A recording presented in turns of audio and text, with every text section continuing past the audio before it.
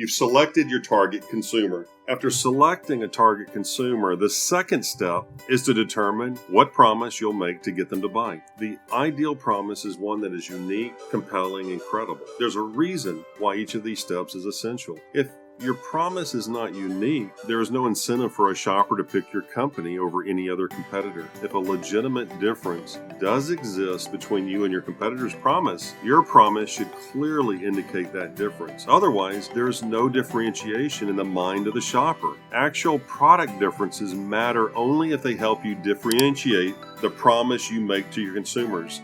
Now, this is a subtle but vital distinction. I'll share that again. Your actual product differences matter only if they help you differentiate the promise you make to your consumers.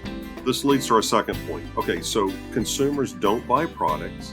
They buy what a product does for them. In other words, consumers buy based on their perception of how a product will benefit them. Your promise must offer a compelling benefit. If the promise is not compelling, you are, in effect, promising to solve a problem your customer doesn't really care about.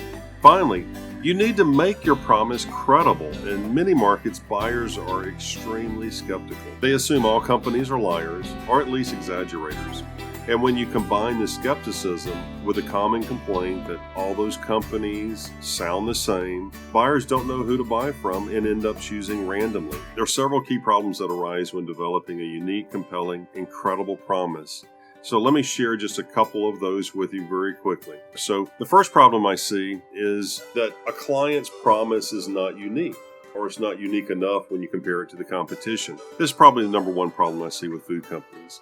And also it's very difficult because we are a food company. We're moving into functional foods. There are a lot of promises that we cannot make legally due to requirements of the FDA. The second problem is that the promise offers no compelling benefit.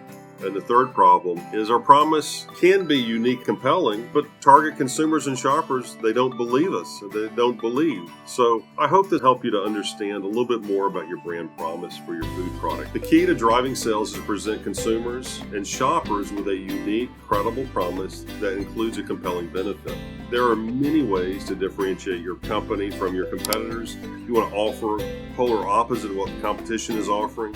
You want to be number one in your category at something, even if you have to be dead last at everything else. Solve a bigger or broader problem than your competitors are accustomed to solving, or focus on a much narrower segment than your competitors and in the category are willing to focus on. Also, a more unique, more compelling promise only drives more sales if the promise is credible. And to boost credibility of your promise, provide overwhelming proof that what you say is true.